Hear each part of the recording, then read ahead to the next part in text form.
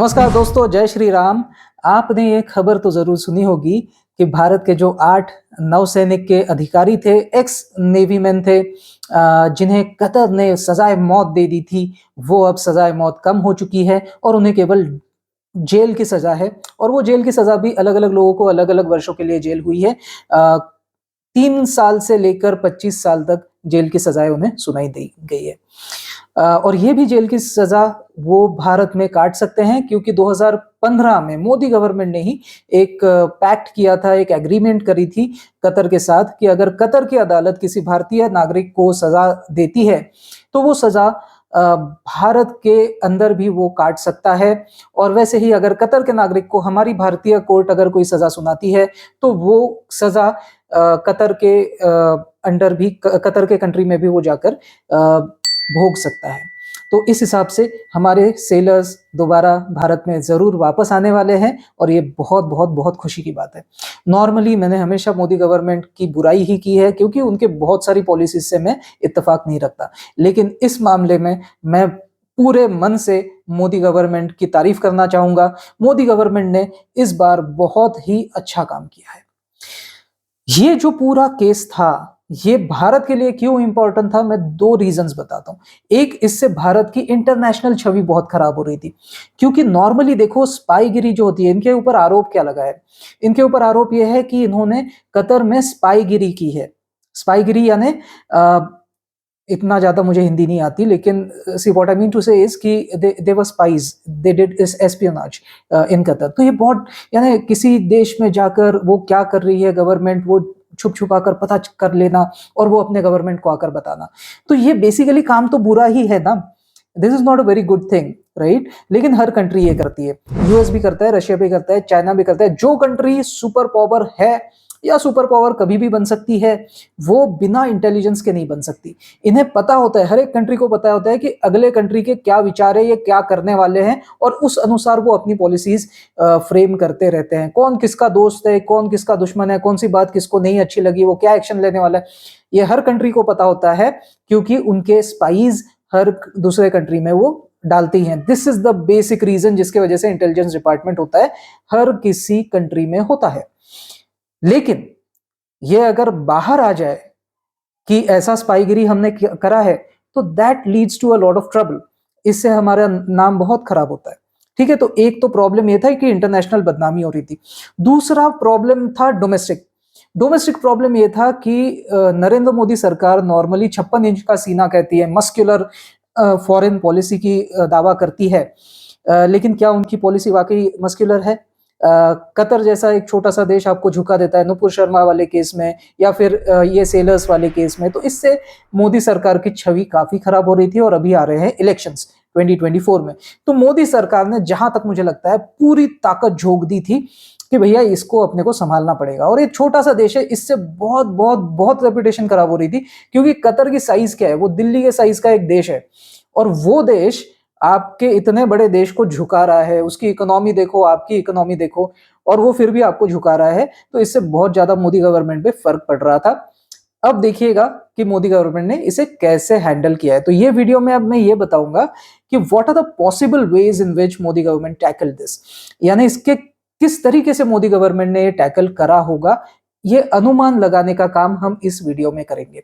Okay, तो मेरे हिसाब से सबसे पहले हमें टाइमलाइन देख लेनी चाहिए कि क्या क्या घटनाएं कब कब हुई, कौन से तारीख को क्या क्या हुआ।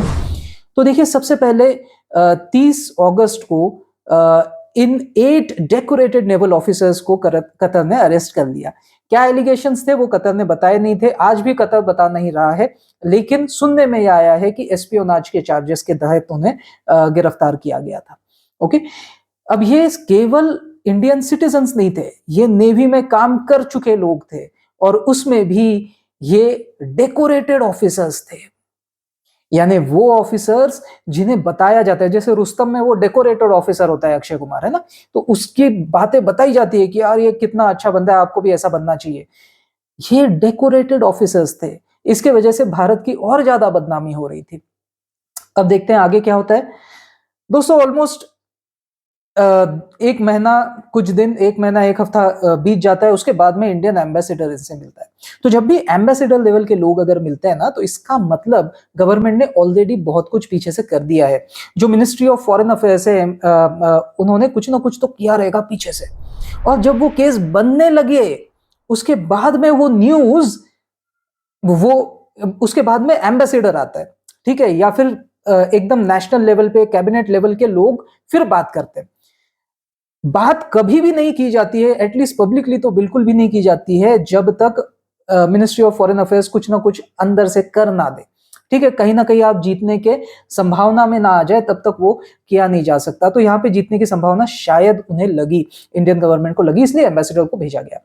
उसके बाद में आप देखिए, उसी महीने 8 तारीख को हमारे एम्बेसडर मिले, कोर्ट ने, कतर के कोर्ट ने सजाए मौत दे दी 26 तारीख को।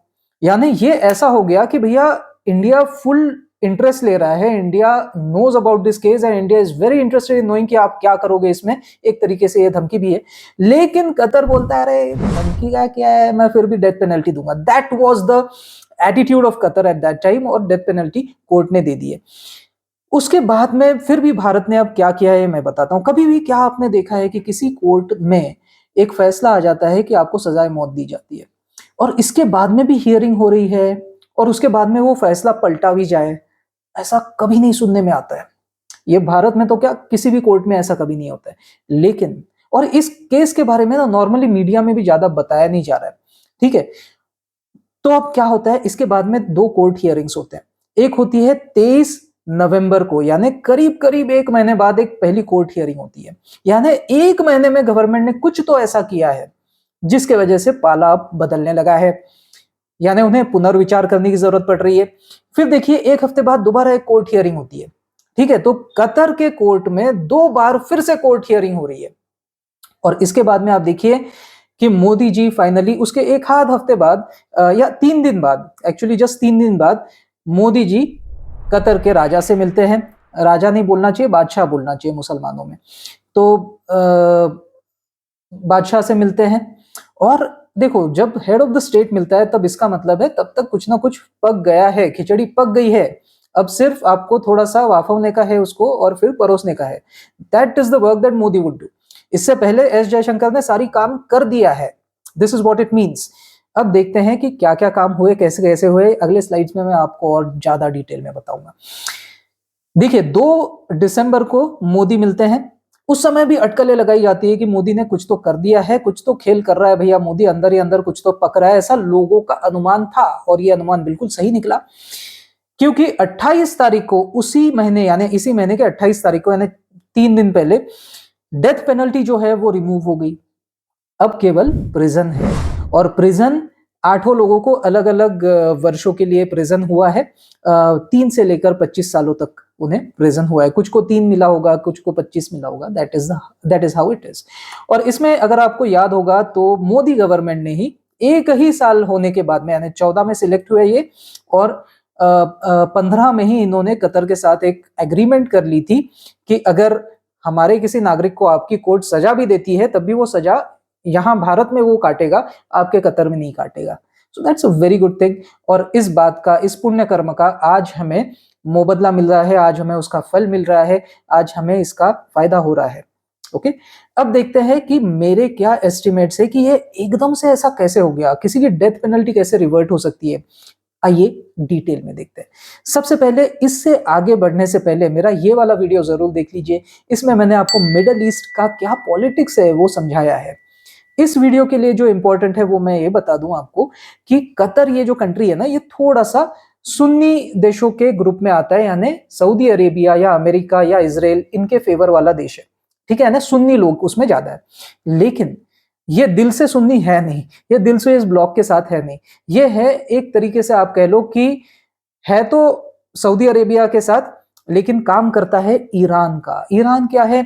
Iran, Syria, Jordan, Russia, China, ये सारे एक दूसरे ब्लॉक में हैं, जो शिया ब्लॉक है। ईरान शियाओं का लीडर बनता है, सऊदी अरेबिया सुन्नियों का लीडर बनता है।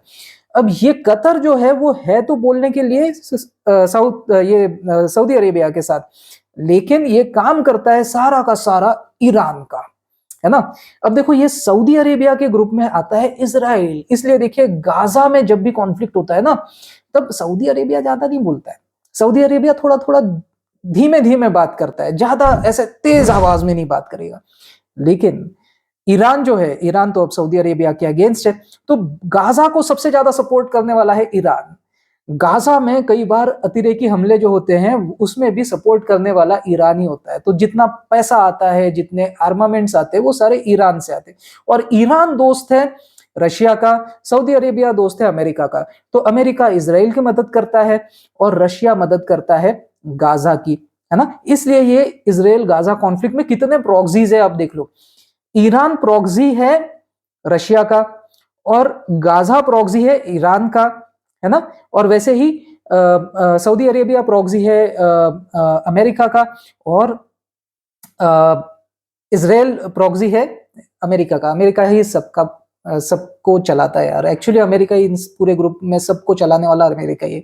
रशिया की इतनी अच्छी पैठ नहीं है, रशिया डायरेक्टली गाजा से नहीं बात करता, रशिया ईरान से अच्छा है और ईरान गाजा से अच्छा है, इसलिए वो उस रूट से वो फंडिंग हो रही है। ओके, अब देखिए कि अब ये अगर समझ में आ गया अच्छे से, तो आपको मेरे दो लॉजिक समझने हैं, और इसमें आप भी कमेंट करके बताइए कि इन दोनों लॉजिक्स में से आपको कौन सा लॉजिक करेक्ट लगता है, कैसे ऐसे हुआ होगा, किसी की डेथ पेनल्टी कैसे क्या रिवर्ट हो सकती है। तो मेरा पॉसिबल रीजन 1 ये कहता है कि Qatar needed some help from India in Gaza issue, यानी गाजा की मदद करने के लिए भारत की मदद चाहिए थी। और गाजा के मदद वाले लोग कौन कौन से हैं? कतर है, रशिया है, चाइना है, ये लोग गाजा की मदद करते हैं। अमेरिका, सऊदी अरेबिया ये इजराइल की मदद करते हैं। और भारत क्या है? भारत दोनों के साथ इक्विडिस्टेंट है। भारत के हर किसी के साथ संबंध होते हैं और किसी को भी वो बहुत ज्यादा फेवर नहीं करता, किसी के बहुत ज्यादा अगेंस्ट भी नहीं रहता, लेकिन टेररिज्म के हम अगेंस्ट है। तो भारत ने क्या किया अब मैं बताता हूँ। सबसे पहले 7 अक्टूबर को गाजा एक टेररिस्ट अटैक कंडक्ट करता है इजराइल के ऊपर। इसकी मजम्मत हर किसी ने की, ठीक है, मुसलमान देश छोड़ के, लेकिन उनका अपना बायस था यार, मुस्लिम मुस्लिम भाई भाई, लेकिन हर किसी ने इसकी मजम्मत की कि भाई टेररिस्ट अटैक नहीं होना चाहिए था, आम सिविलियंस को आपने मार दिया, ठीक है। भारत ने भी बड़े वर्षों बाद इसके लिए भी मोदी गवर्नमेंट को तारीफ देनी चाहिए। वेरी गुड मोदी गवर्नमेंट, आपने खुल के इजराइल का समर्थन किया। आपने ये कहा कि इजराइल के साथ बहुत बुरा हुआ है, हम अपनी सॉलिडारिटी एक्सप्रेस करते हैं, यानी हम आपके साथ खड़े हैं, इस मुश्किल घड़ी में हम आपके साथ हैं। वेरी गुड, मुझे अच्छा लगा। भारत ऐसा काम करे तो मुझे अच्छा लगता है जब वो टेररिज्म के खिलाफ खुल के सामने आता है। जैसे वेस्टर्न पावर्स टेररिज्म के अगेंस्ट एक्चुअली लड़ाई लड़ते हैं, war on terror actually west लड़ रहा है। हम लोग क्या कर रहे हैं? हम लोग इधर से बात करेंगे, उधर से बात करेंगे, एक्चुअल कोई काम नहीं करते हम टेररिज्म के अगेंस्ट। लेकिन मोदी गवर्नमेंट थोड़ी सी अलग है। मोदी गवर्नमेंट एक्चुअली टेररिज्म के खिलाफ कभी कभी काम जरूर करती है, तृप्तिकरण भी करती है, लेकिन ठीक है यार, कम से कम कुछ तो कर रही है। कांग्रेस इतना भी नहीं कर रही थी, तो इस हिसाब से मुझे अच्छी लगती है, लेकिन बहुत सीखने की जरूरत है अभी भी। अमेरिका से हमने सीखना चाहिए। America actual war on terror उनके ग्राउंड पे जाकर उनकी वाट लगाकर आता है, वैसा हम कभी नहीं करते। बट कम से कम इस बार इजराइल को हमने समर्थन दिया। इतना बड़ा देश अगर इजराइल को समर्थन दे रहा है तो ये बहुत बड़ी बात है। फिर क्या होता है? फिर इजराइल दूसरे ही दिन, देखो इजराइल की पॉलिसी हमें क्यों अच्छी लगती है, क्योंकि वो एक दिन भी वेट नहीं करता, दूसरे दिन वो बोलता है कि now Israel is in the state of war. आपने ये जो आतंकवादी हमला किया, वॉर होगा। हम क्या कहते हैं? नहीं, समय पे बताया जाएगा, समय आने पर। हमने भी स्ट्राइक बैक किया, वेरी गुड, लेकिन हम नॉर्मली क्या कहते हैं? समय आने पे बताया जाएगा। इजराइल क्या बोलता है? We are in the state of war, military घुसा दो। That's what Israel does. India ऐसा नहीं, इंडिया सर्जिकल स्ट्राइक करेगा, ऐसे छोटे छोटा काम करता है इंडिया। लेकिन फिर भी इतना भी हो नहीं रहा था कांग्रेस के काल में, इसलिए मैं तारीफ ही कर रहा हूं मोदी गवर्नमेंट की। लेकिन मैं कह रहा हूं कि इजराइल इस लेवल पे, आप कांग्रेस इस लेवल पे, आप इस लेवल पे हो। इजराइल तक जाने के लिए आपको बहुत टाइम है, यही मैं कहना चाहता हूं। लेकिन I am happy with the progress. अभी भी मोदी गवर्नमेंट जितना स्ट्रॉन्ग पॉलिसी लेकर आ रही है, I am proud of you. ऐसा करते रहो, लेकिन तुप्तिकरण से थोड़ा सा बाज आ जाओ, बहुत तुप्तिकरण कर रहे हो तुम लोग। आगे चलते हैं। इजराइल ने डिक्लेयर वॉर कर दिया। उसके बाद में देखिए उसी महीने में 27 तारीख को क्या हुआ कि India abstains from voting on cease fire. तो यूएन में अब एक प्रस्ताव लाया गया, ज्यादातर मुसलमान कंट्रीज नहीं लाया। क्या रे यार, क्या हो गया यार, आतंकवादी हमला क्या हो गया यार, तुम्हारे सिटीजन मर गए, लेकिन हमारे सिटीजन यार, गाजा के सिटीजन को क्यों मार रहे हो यार, ये तो ह्यूमैनिटेरियन क्राइसिस है यार, क्या कर रहे हो यार, ऐसा तो नहीं होना चाहिए। गाजा करे तो उनको कोई तकलीफ नहीं होती, लेकिन अगर इसराइल कुछ करता है तो उनको बहुत तकलीफ होती है। मुस्लिम मुस्लिम भाई भाई, this is called as Muslim brotherhood. अब इसमें जब वोटिंग हुआ, तो उस वोटिंग में भारत ने बोला कि यार हम वोट ही नहीं करेंगे। यानी हमने ये भी नहीं कहा कि नहीं यार, हमने गाजा के फेवर में भी नहीं वोट किया और हमने इसराइल के फेवर में भी नहीं किया। इसराइल चाहता था कि हम यानी वो फाइटिंग जारी रखें, और गाजा चाहता था कि नहीं, सीज फायर करो यार, हमारे लोग मर रहे हैं। तो हमने दोनों तरफ से वोट नहीं किया। इसके वजह से इसराइल और ज्यादा, यानी हमारे वजह से नहीं, वैसे यूएस उसके साथ है। तो जो 5 नेशंस है जिनके पास वीटो पावर है, उनमें से एक इसराइल भी है, एक रशिया भी है। तो दोनों तरफ से फैसला आना ही नहीं था, क्योंकि अगर गाजा के फेवर में आता तो यूएस वीटो कर देता, और अगर इसराइल के फेवर में आता तो रशिया और चाइना उसे वीटो कर देते।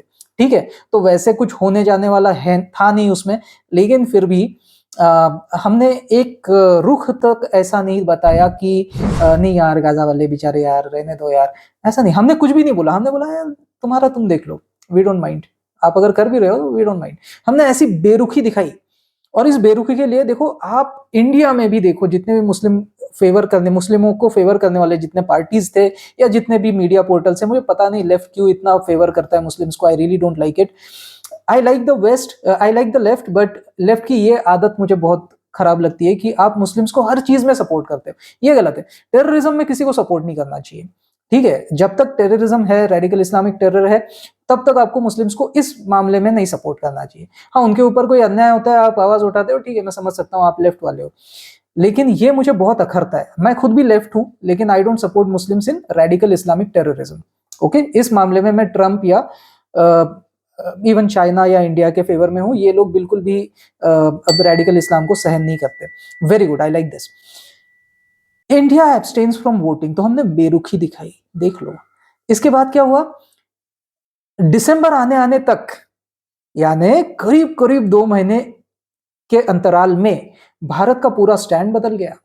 अब भारत बोलता है नहीं नहीं यार, बहुत हो गया यार, अब देखो यार, गाजा वालों को सपोर्ट कर दो थोड़ा सा। क्यों भारत की पॉलिसी क्यों बदली, ऐसी क्या बात थी जिसकी वजह से भारत ने अपनी पॉलिसी बदली? मुझे ऐसा लगता है कि इसका रीजन ये है कि ये सेलर्स का क्या क्या हुआ था, ये भी देख लो आप। डेथ पेनल्टी उन्हें मिली थी 26 तारीख को, ठीक है, उस समय वॉर चल रहा था ऑलरेडी। उसके बाद में 27 को ही जैसे उन्हें डेथ पेनल्टी मिलती है, भारत ने अपना स्टैंड क्लियर कर दिया, अबे तू ऐसा करेगा मैं ऐसा करूंगा। तो ठीक है, हमने बोला कि भैया ठीक है, फिर देख लो, हमसे क्यों वोटिंग एक्सपेक्ट कर रहे हो तुम? हमारे सेलर्स को अगर जेल करा रहे हो, या जेल ही नहीं करा रहे हो आप, यानी उनके जान के ऊपर आ गए हो आप, तो ठीक है यार, तुम्हारे भी लोग मरने दो। हमारे लोगों की जान की अगर आपको परवाह नहीं है, तो आपके तो हजारों मरने दो यार, मुझे फर्क ही नहीं पड़ता। ठीक है, दैट्स द बेरुखी that we showed just 1 day later. उसके बाद में शायद हमने बहुत डिप्लोमेटिक चैनल से बात भी करी होगी, कुछ तो रस्साकसी हुई होगी, और फाइनली शायद वो मान गए होंगे। तो देखिए, इसके वजह से मोदी जी ने कतर के बादशाह से बात करी, और उसके बाद 13 तारीख को India votes in favour of the cease fire. ठीक है, तो हमने बात करी पहले राजा बादशाह से, और उसके बाद वहां पे ऑलमोस्ट वो डील हो गई होगी कि भैया ठीक है, तुम गाजा को सपोर्ट कर दो, हम लोग आपके लोगों को छोड़ देंगे। ठीक है, यानी छोड़ देंगे इन सेंस इम्प्रिजनमेंट बोल देंगे, फिर आप देखो आपके कंट्री में क्या करना है उनका। तो ये सिंपल सी बात है। तो हमने एक तरीके से शायद एक बार्टर ट्रेड की तरह, एक ऐसा मान लीजिए कि एक एग्रीमेंट कर लिया कि चलो तुम्हारे लोगों के ऊपर सीज फायर चाहिए ना तुम्हें, तो हमारे लोगों को भी डेथ पेनल्टी से राहत चाहिए हमको। ठीक है, मानते हो क्या? ऐसा कुछ तो हुआ होगा, और फाइनली जब मानते हैं, उसके बाद में फिर मोदी जी मिले भी बादशाह से, और उसके बाद में सब ठीक हो गया। देखिए, उसके बाद India votes in favour of the cease fire, है ना। तो हमने उसके बाद देखो, बादशाह से मिलने के बाद हमने भी सीज फायर के फेवर में बात करी, और उन्होंने भी डेथ पेनल्टी रिमूव कर दी, अब केवल इम्प्रिजनमेंट है। ठीक है, तो ये है मेरा पहला लॉजिक। मुझे ऐसा लगता है कि गाजा वाला जो इशू है, ये इसमें बहुत ज्यादा फंडामेंटल है। गाजा वाले इशू के वजह से, गाजा के वाले इशू में Qatar wanted our help, and that's the reason why probably India did this. ठीक है, अब देखते हैं दूसरा रीजन क्या है। Iran is particularly against Israel के अगेंस्ट वो लोग। अब हूथी क्या है? Houthi rebels is also a terrorist organisation जो इसराइल के अगेंस्ट है। तो हूथी क्या कर रहा है आजकल? जो भी फ्लाइट्स है या सॉरी जो भी शिप्स हैं जो यमन के पास से गुजर रही है उनके ऊपर वो बम्बार्डमेंट कर रहा है, अगर वो इजरायली है या इसराइल का कुछ भी संबंध है उसके साथ। तो ऐसा ही एक अटैक हमारे भारत के तरफ आने वाले एक शिप पे हुआ। वो शिप आ रही थी सऊदी अरेबिया से इंडिया। अब देखो, ईरान का दुश्मन सऊदी अरेबिया भी है, अब ईरान का दुश्मन है सऊदी। तो सऊदी से जब हम तेल लेकर आ रहे हैं इंडिया में, और इंडिया को तो सबको काफिर मानते ही हैं, तो सऊदी और ईरान दोनों ही हमें काफिर ही मानते हैं, तो दोनों के हम वैसे तो है अंदर से दुश्मन ही मानते हैं वो हमें। तो दोनों दुश्मन, दो दुश्मनों के बीच में से शिप आ रही है ना। इस शिप का देखिए कि लाइबेरिया का फ्लैग था वो, फिर आप देखिए जापानीज ओन्ड थी और नीदरलैंड्स ऑपरेटेड थी। तो इन तीनों देशों का वैसे कोई जिहाद से कोई खास नाता नहीं है, लेकिन है सारे के सारे काफिर। लाइबेरिया भी जो है ना, ये भी हाफ मुस्लिम हाफ काफिर ही है, हाफ क्रिश्चियन ही है। तो इनके नजर में तो ये सब काफिर काफिर काफिर चल रहा था, ठीक है। शिया सुन्नी को काफिर समझता है, सुन्नी शिया को काफिर समझता है। तो ईरान के नजर से अगर देखें तो सब काफिर काफिर काफिर काफिर दिख गया उनको। उन्होंने कर दिया उसके ऊपर ड्रोन अटैक, ठीक है, हूथियों के थ्रू। अब ये बात यूएस ने इमीडिएटली बोली, जस्ट दूसरे दिन देखिए यूएस का स्टेटमेंट आ गया था कि भैया ये तो हूथी रिबेल्स ने किया था। और किसने कहां से किया था? यमन से किया था। किसने सपोर्ट किया था? ईरान ने सपोर्ट किया। ये बोलता है, ऐसा बोला जाता है यूएस के थ्रू, है ना। यूएस बिल्कुल खरी खरी सुना देता है कि भाई ईरान ऐसा टेररिस्ट मुल्क है, इसलिए ईरान हमको पसंद नहीं है। Very true, very very very true. लेकिन देखो भारत का नजरिया क्या होता है। भारत दोनों को बैलेंस करते रखता है ना। तो ये बोलेगा ठीक है जांच होनी चाहिए, लेकिन जो भी है उसकी जांच जरूर होगी, उसे छोड़ा नहीं जाएगा। हम स्ट्रॉन्ग स्टेटमेंट्स देते हैं, हमारे डिफेंस मिनिस्टर स्ट्रॉन्ग स्टेटमेंट देते हैं। मोदी जी कुछ नहीं कहते, लेकिन डिफेंस मिनिस्टर के थ्रू एक स्ट्रॉन्ग स्टेटमेंट्स दिए जाते हैं। तो ईरान थोड़ा सा झेप जाता है, उसको ऐसा लगता है भाई करेगा क्या, मोदी है तो मुमकिन है कुछ करेगा मोदी। लेकिन मोदी जी करते कुछ नहीं है, ठीक है। जो भी चल रहा है सिर्फ धमकी दी, किया कुछ भी नहीं।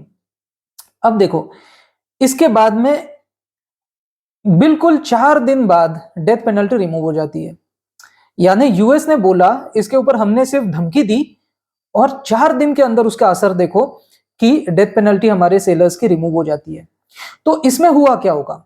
इसमें हुआ ये होगा कि देखो, जब भी अगर ये बात प्रूव हो जाती है तो ईरान की बहुत ज्यादा फजीहत होने वाली थी, पूरे वर्ल्ड में होने वाली थी। और वैसे भी सऊदी अरेबिया तो बैठा ही है ईरान को गरियाने के लिए, ठीक है। तो मुस्लिम वर्ल्ड में भी उसकी बहुत फजीहत होती थी। ऐसा नहीं है कि वो मार्टियर बन जाता है, ऐसा नहीं कि वो जिहादी, ऐसा वैसा नहीं हो जाएगा वो। एक्चुअली उसकी बहुत ज्यादा मजम्मत होगी through out the world including the Muslim world.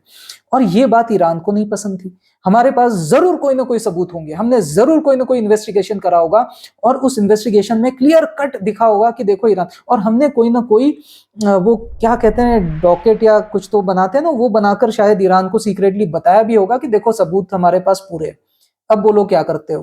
तो ईरान ने कतर को समझाया होगा कि भैया छोड़ो ना यार इनके लोगों को, ये अब सुनने वालों में से नहीं है, वो चली गई कांग्रेस की गवर्नमेंट, अभी सुनने वाले नहीं है। ऐसा शायद धमकी कतर तक पहुंची होगी, इसलिए कतर झुका होगा। तो कतर 2 ही कारणों से झुक सकता है। पहला कारण मैंने बताया, और दूसरा कारण है ईरान के प्रेशर की वजह से शायद कतर झुक गया। इनमें से आपको कौन सा कारण ज्यादा सही लगता है मुझे जरूर बताइए। और ये सब कुछ मैं किस आधारों पे बता रहा हूँ, ये डेट्स वगैरह मैंने कहां से ली है, तो these are all the sources. आप इसका स्क्रीनशॉट भी ले सकते हो, यहां से ये सारी चीजें मैंने ली हुई है। जरूर कमेंट सेक्शन में मुझे बताइए कि इनमें से कौन सा लॉजिक आपको सही लगता है, या क्या दोनों ही लॉजिक्स होंगे, और क्या कतर इसके आगे झुककर चलेगा, या कतर बदला लेने की तैयारी में होगा। अंटिल नेक्स्ट टाइम, जय श्री राम। ये है अमित शिरासा और आप देख रहे हैं राजनीति राजनीति राजनीति।